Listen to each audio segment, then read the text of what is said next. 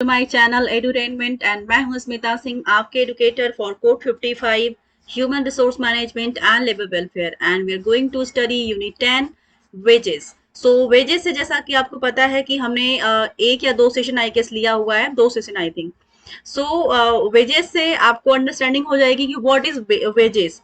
सो जैसा कि मैंने पहले सेशन में आपको डिफरेंस भी बताया था कि वेजेस एंड सैलरी में क्या डिफरेंस होता है, राइट। इनके जो पेमेंट्स होते हैं किस बेसिस पर होते हैं और कैसे होते हैं, राइट।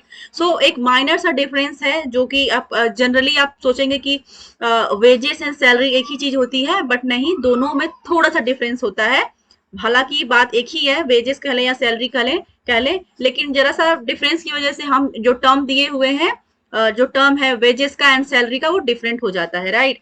सो आज का हमारा जो पहला टॉपिक होगा मैं आपको स्क्रीन पर दिखा देती हूँ। लास्ट सेशन में हमने बात की थी वेजेस के बारे में बात की थी, सैलरी की बात की थी, दोनों के बीच में डिफरेंस क्या है उसकी बात की थी। उसके बाद हमने बात की थी living wage, fair wage and minimum wages की बात की थी हमने, राइट। सो क्या होता है मिनिमम वेज, क्या होता है फेयर वेज, क्या होता है लिविंग वेज। अगर आपने इस सेशन को नहीं देखा है तो please go through the channel and also आप सारे जो मैंने अपने ही प्लेटफॉर्म पे लाइक एडुटेनमेंट पर जो सारे यूनिट्स है, यूनिट 1 to 10, सो मैंने यूनिट वाइज प्लेलिस्ट बनाया हुआ है। अगर आपको सारे यूनिट्स कवर करने हैं, थ्योरी पार्ट देखना है, तो आप उन उन लाइक प्लेलिस्ट में जा करके यूनिट वाइज देख सकते हैं। And along with theory part I have taken so many classes for MCQs and PYQs as well. तो जैसा कि मैं बात कर रही थी कि लास्ट सेशन में हमने बात की थी minimum wage, fair wage and living wage की। तो दोनों तीनों में ही क्या डिफरेंस होता है, किस तरह से इनका पेमेंट होता है, राइट, उसकी बात की थी। एंड मैं आपको बता दूं कि ये जो टॉपिक है minimum wage, fair wage and living wage, ये बहुत ही इंपॉर्टेंट है एग्जाम पर्सपेक्टिव से। ये इसके बेसिस पर क्वेश्चन आया हुआ है प्रीवियस ईयर में, और अपकमिंग एग्जाम में अगेन सेम क्वेश्चन पूछा जा सकता है, या फिर थोड़ा बहुत टर्म में चेंजेस करके, या फिर आप कह सकते हैं तो वर्ड्स में थोड़ा सा चेंज करके, टेक्निकल जो कहते हैं ना कि वर्ड्स का हेर फेर करके नए क्वेश्चन का फॉर्मेशन हो जाता है, राइट, बन जाता है। सो कभी कभी सेम क्वेश्चन आ जाते हैं, सेम फॉर्मेट के साथ आते हैं, कभी कभी क्या होता है फॉर्मेटिंग चेंज करके क्वेश्चन वही होता है, फॉर्मेटिंग चेंज हो जाती है, अगेन क्वेश्चन पूछा जाता है एग्जाम्स में। आपने अगर नहीं देखा है उस सेशन को तो देखिएगा जरूर, ताकि आपको डिफरेंस पता चले एंड आपको अंडरस्टैंडिंग हो। क्योंकि हमारा जो इस चैनल का जो मोटो है, स्पेशली मेरा जो मोटो है पढ़ाने का, कि हम क्वालिटी स्टडी करेंगे, राइट। क्योंकि जैसा कि मैं मानती हूँ कि क्वालिटी एंड क्वांटिटी बहुत जरूरी है, दोनों ही मेंटेन करना। क्योंकि आज के डेट में आपने देखा होगा क्वेश्चन को कि कितने अच्छे लेवल के क्वेश्चन एनटीए पूछता है यूजीसी नेट में। आपके सामने चार जो ऑप्शंस होते हैं, चारों ऑप्शंस एग्जाम में आपको लगता है कि ये भी ठीक है, ये भी ठीक है, ये भी ठीक है, लेकिन आपको most appropriate and nearest answer देना होता है, राइट।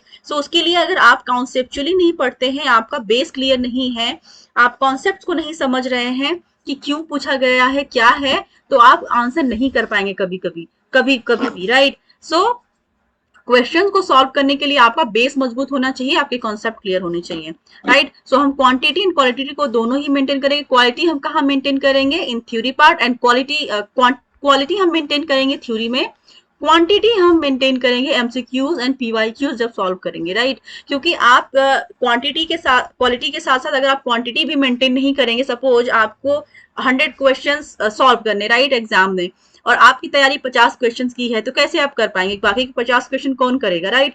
उसके लिए सिर्फ 50 100 क्वेश्चन ही तो नहीं करने ना, आपको कम से कम 1000 अच्छे क्वेश्चन, जो कहते हैं कि जो नॉर्मल लेवल के क्वेश्चन होते हैं उसकी तो बात ही छोड़ दीजिए, अच्छे लेवल के क्वेश्चन की जो प्रिपरेशन है कम से कम 1000 का प्रिपेयर करना होगा।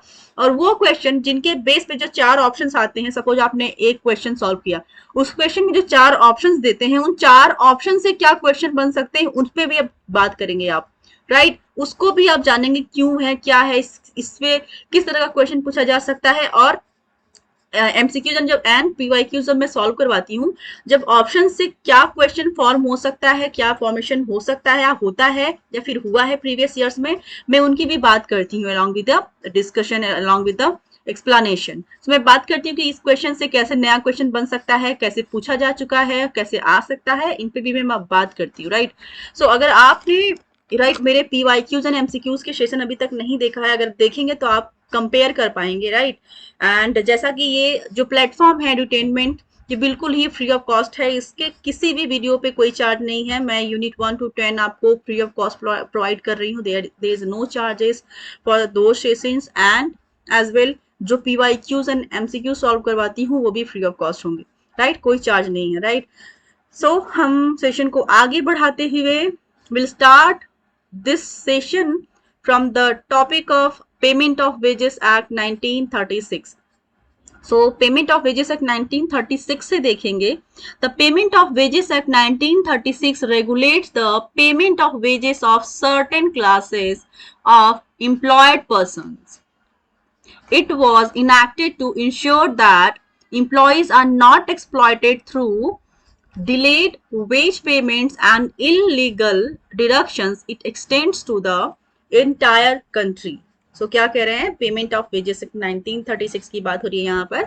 The payment of wages act 1936 regulates the payment of wages of certain classes of employed person. तो जो ये पेमेंट ऑफ वेजेस एक्ट 1936 है, ये कुछ क्लासेस के लिए स्पेसिफाई किया गया है, राइट, रेगुलेट किया गया, यू कैन से रेगुलेट किया गया है for certain classes of employed persons.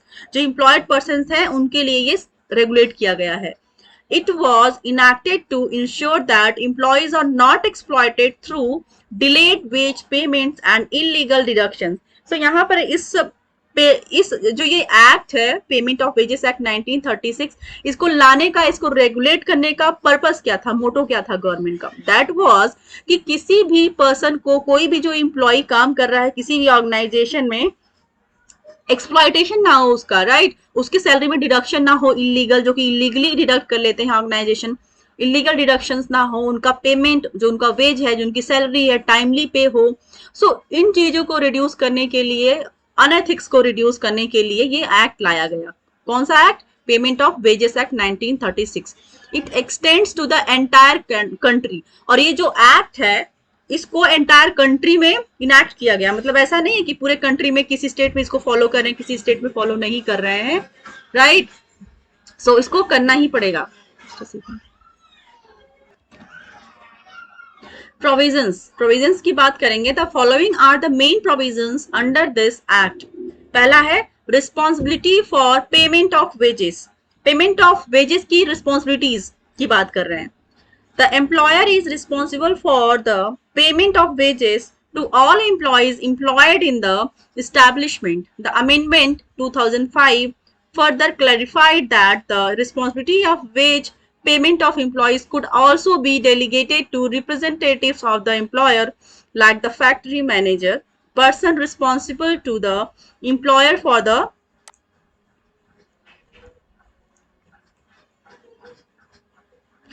supervision and control of the establishment, person nominated by the employer in case of railway administration, or person delegated by the contractor as the case may be. So क्या कह रहे हैं? Responsibility for payment of wages, पहली line पढ़ रही हूँ। The employer is responsible for the payment of wages to all employees employed in the establishment. So जो employer होता है वो रिस्पॉन्सिबल होता है वेजेस को पेमेंट करने का, किसके लिए? टू ऑल द एम्प्लॉयज, जितने भी वर्कर, जितने भी लेबर, जितने भी एम्प्लॉय काम कर रहे हैं किसी भी ऑर्गेनाइजेशन के अंदर, एस्टेब्लिशमेंट के अंदर।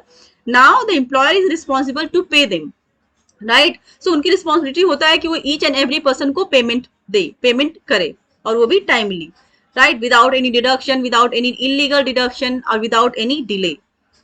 सेकेंड लाइन पढ़ूंगी। The amendment 2005 further clarified that the responsibility of wage payment of employees could also be delegated to representatives of the employer, like the factory manager. So क्या कह रहे हैं? जो रिस्पॉन्सिबिलिटी होनी चाहिए, जो रिस्पॉन्सिबिलिटी होती है पेमेंट की, एज पर द अमेंडमेंट 2005 के अमेंडमेंट के बाद की बात कर रहे हैं। 2005 में जो अमेंडमेंट हुआ था पेमेंट ऑफ वेजेस एक्ट 1936 में, उसके अकॉर्डिंग क्लैरिफाई किया गया था कि responsibility of wage payment of employees could also be delegated to the representative of the employer, like the factory manager, person responsible to the employer for the supervision and control of the establishment, person nominated by the employer in case of railway administration or person delegated by the contractor as the case may be. So कह रहे हैं कि कोई ना कोई responsible person होता है, मतलब एम्प्लॉयर की रिस्पॉन्सिबिलिटी होती है कि वो अपने ऑर्गेनाइजेशन में काम करने वाले लोगों को टाइमली पेमेंट करे, without any illegal deduction payment करे।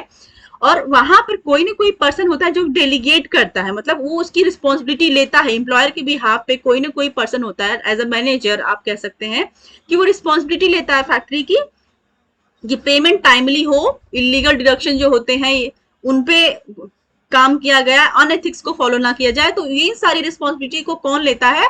एम्प्लॉयर की बिहाफ पर कोई ना कोई जो पर्सन होता है ऑर्गेनाइजेशन के अंदर, जो कि वो कैपेबल होता है उस रिस्पॉन्सिबिलिटी को लेने के लिए। आप सपोज फैक्ट्री का मैनेजर ही ले लीजिए, राइट? सो फैक्ट्री का मैनेजर वो रिस्पॉन्सिबल होता है, वो डेलीगेट करता है कि ठीक है मैं इसको इस रिस्पॉन्सिबिलिटी को लूंगा और अच्छे से निभाऊंगा कि पेमेंट जो है वर्कर्स का, लेबर्स का, एम्प्लॉयज का अच्छे से हो, टाइमली हो, विदाउट एनी इलीगल डिडक्शन हो, right? That's it trying to say this act, responsibility for payment of wages. Second part देखेंगे, वेज पीरियड क्या होना चाहिए।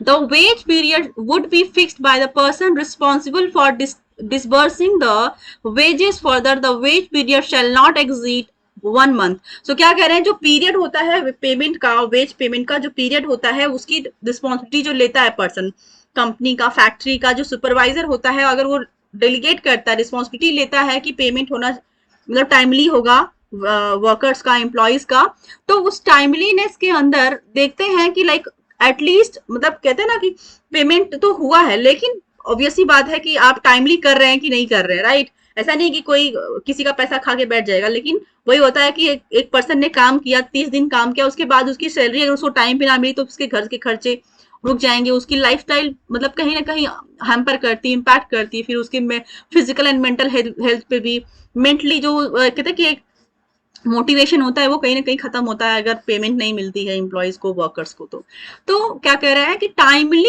एक with in the specific time period payment हो जाना चाहिए, राइट? सो उसकी रिस्पॉन्सिबिलिटी कौन लेता है? जो डेलीगेट करता है, जो सुपरवाइजर होता है, जो मैनेजर होता है कंपनी का।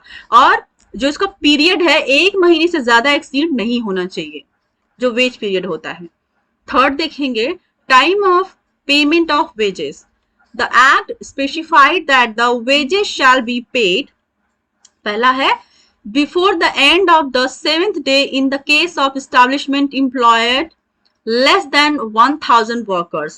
So क्या कह रहे हैं, जो पेमेंट का टाइम होना चाहिए, मंथ सपोज जो 1 से 7 तारीख के बीच में पेमेंट हो जाना चाहिए, राइट? जहां पर 1000 से 1000 तक इंप्लॉइज काम कर रहे हैं, उस स्टैब्लिशमेंट में, इस टाइप की स्टैब्लिशमेंट में 7th डे को पेमेंट हो जाना चाहिए, मतलब 1 से 7 दिन के बीच में पेमेंट हो जाना चाहिए, 7 दिन से ज्यादा एक्सीड नहीं होना चाहिए, राइट?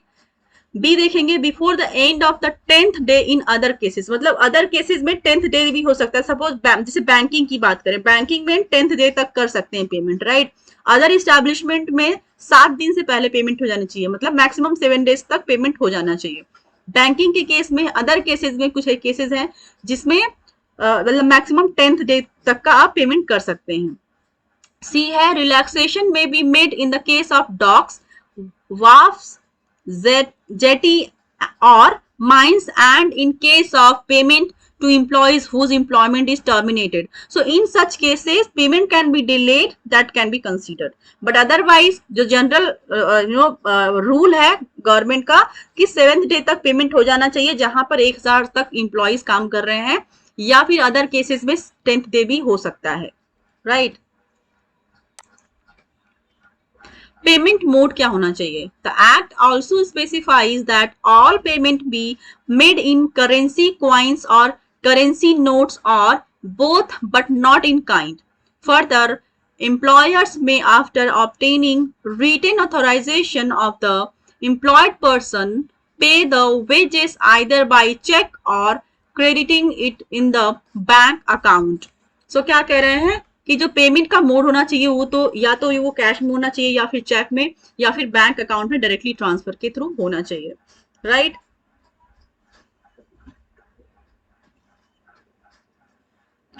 पांचवा है डिडक्शन। डिडक्शंस किस तरह से हो सकते हैं?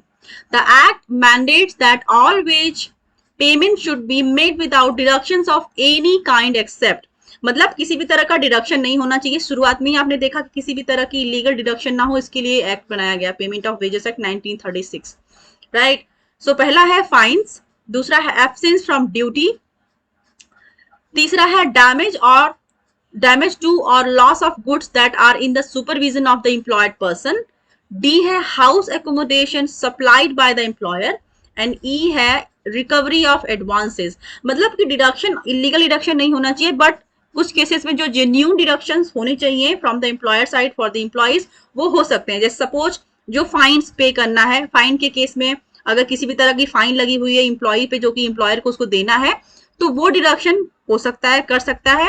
एब्सेंस फ्रॉम ड्यूटी, अगर एम्प्लॉय आया ही नहीं है, जॉब पर काम ही नहीं किया, तो उसका डिडक्शन हो सकता है। डैमेज और loss of goods that are in the supervision of the employed person, मतलब जो पर्सन एम्प्लॉयड है उसकी सुपरविजन में अगर किसी तरह का नुकसान हुआ है, कुछ डैमेज हुआ है, तो वो कॉम्पेंसेट करने के लिए एम्प्लॉय की सैलरी से डिडक्ट करता है, that can be done. D है house accommodation supplied by the employer, जो हाउस एकोमोडेशन प्रोवाइड करता है एम्प्लॉयर, उसका डिडक्शन वो एम्प्लॉय की सैलरी से ही करता है, तो दैट कैन बी डन। ई देखेंगे रिकवरी ऑफ एडवांसेस, अगर एम्प्लॉय ने किसी भी काम के लिए, उसके पर्सनल काम के लिए उसने एडवांस लिया है कंपनी से, तो उस एडवांस का वो अमाउंट डिसाइड करता है कि हर मंथ आपकी सैलरी से इतना डिडक्ट होगा, और जैसे ही वो एडवांस आपका कंप्लीट हो जाएगा फिर आपका सैलरी नॉर्मल आने लगेगी। तो इस तरह का डिडक्शन भी कर सकता है, राइट, कौन? एम्प्लॉयर। ठीक है, यहाँ पे ये ई के बाद E F G H I जे इस तरह से सीरीज होना चाहिए, बट अगेन वो ABCD ले लिया है। सो नेक्स्ट देखेंगे recovery of loans made from any fund constituted for the welfare of the labour, मतलब रिकवरी उन केसेस में जब उसने लोन लिया है, किसी भी तरह का कोई लोन लिया, कोई फंड लिया है, you know, for the welfare of the labour, तो उस केस में डिडक्शन हो सकता है। नेक्स्ट देखेंगे recovery of loans for housing building, मतलब बिल्डिंग एंड हाउसिंग की कंस्ट्रक्शन के लिए, या फिर किसी भी तरह का उसने लोन लिया है जो कि उसके हाउस से रिलेटेड है, घर लेने के लिए लिया हो मे बी, सो उसकी रिकवरी के लिए कर सकते हैं।